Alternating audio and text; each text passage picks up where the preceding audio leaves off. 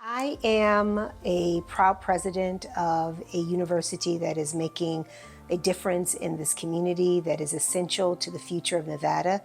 I am a little black girl from the south side of Chicago who sees potential in others because others saw it in me.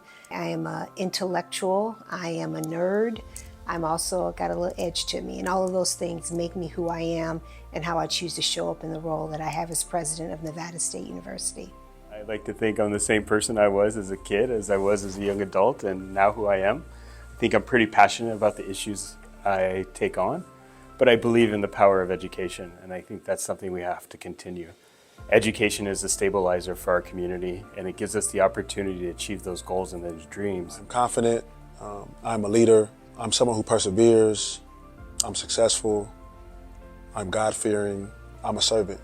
First and foremost, I'm a husband and a father of 5. That's one of the 2 roles that I'm most proud of. But I'm also the sheriff. I'm just literally unbelievably honored to be the sheriff and to lead the 6,091 employees of the Las Vegas Metropolitan Police Department and make a difference in our community. My name is Ignacio Prado. I'm the executive director and founder of Futuro Academy Charter School. I'm also the proud father of 3 young kids. College was always something that I aspired to, but didn't always have a path to it. I didn't understand how one navigated that.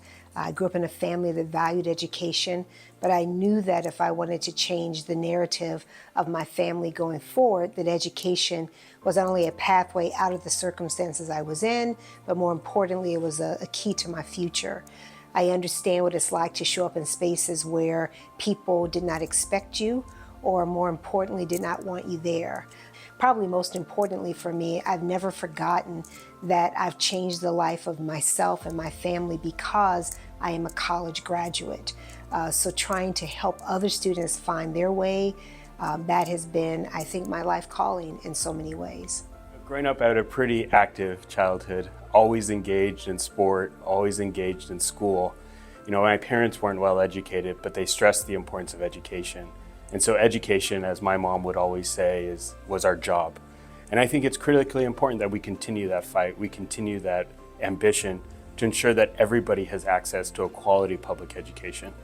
As a first-generation student, it's my responsibility to ensure other students have the same opportunities I had.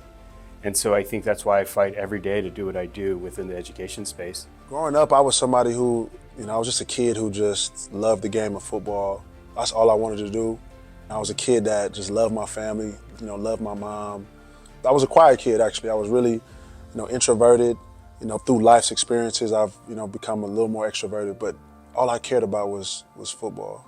Man, it means a lot, to be a first-generation college student. My mom, she wasn't allowed to go to college. So I ended up going for me to be, a first-generation college graduate was really big time. Once I got that degree, she was really excited.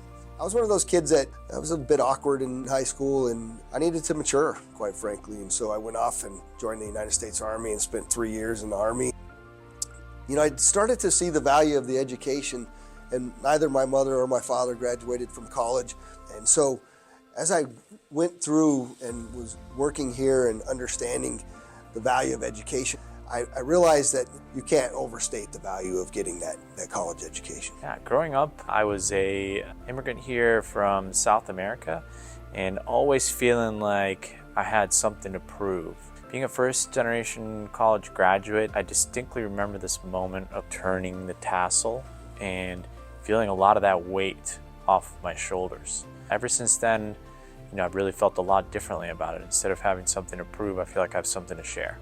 I'm proud to lead an organization that's unapologetic in its commitments around equity and inclusion. We know that we're making a difference in the lives of our community, and we're working very hard to change the narrative about the value proposition of higher education in Southern Nevada. We know that we serve the new majority in higher education. Students who are first in their family, adult students, students of color, dreamers, immigrants. We are proud in the fact that Nevada State exists for that purpose, and we work hard to actualize that mission in the lives of each and every student we have. I'm most proud of Cristo Rey High School. Cristo Rey has been an initiative of mine since I moved to Las Vegas. Cristo Rey provides kids like me the opportunity to know that an executive business environment is open to them, that they can be the next CEO of whatever company they want to be the CEO of, but it exposes them to environments that my parents never had and that they should know they have the opportunity to achieve. Well, what I'm most proud of is, as far as impacting my community is, just being able to, help these kids, realize their potential and, being able to plant the seed so that it can grow into something special in these kids as far as, their mental health goes, as far as their confidence goes, as far as their goals and how they see themselves and what they can realize, the potential that they can realize within themselves. So that's what I'm most excited about. When you look across the United States, there's 18,000 police departments in our country. We're not all made the same. And I've always been very fortunate that I think about policing in an entirely different way. The community would tell us for a long time. I was able to embark on a journey of community policing that I think not very many people really understand. And when I took over as sheriff, I wanted to embody in a very short sentence what I wanted our organization to strive towards. And so I came up with injecting humanity. Inject humanity into all things that it is that we do.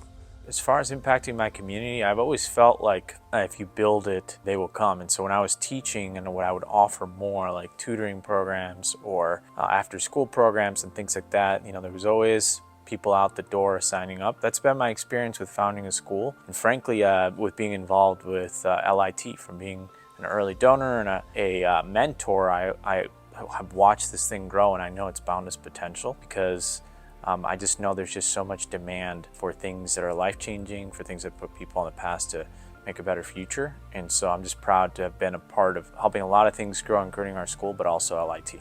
The future of Nevada depends on having access to the ballot box. We have the 5th largest school district in the country. It's majority minority. And the only way we're going to change those educational outcomes that our families are getting is through the power of LIT, continuing to engage students and kids, but also teaching them the responsibility that they have from a civic engagement. If we're going to change the educational outcomes of Clark County School District, it's going to be the power of the parents and the future voters. Well, the hope for my future in Nevada is we just continue to rise in the ranks of, as far as education goes, and find other programs. The role that LIT is playing in this community is none short of a miracle, because every time I've came to LIT, these kids are extremely well behaved. They're locked in. They listen. They're intelligent. They ask very stimulating questions, and I could tell a lot of these kids are going to be successful in their own right.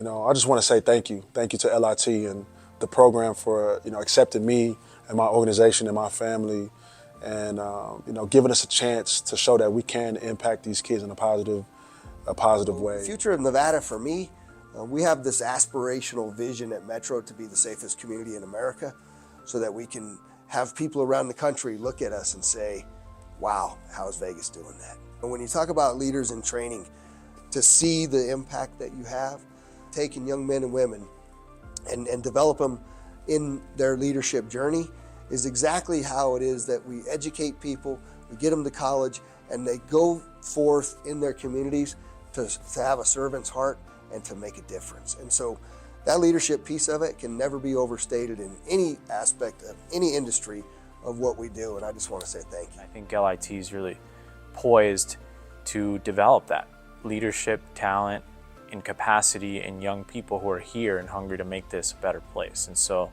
I think LIT is already doing that, and I think LIT is going to have only a bigger role in the future. What I love about leaders in training is that it has this unabashed pride in recognizing that both promise and potential are exactly the things that we need to highlight.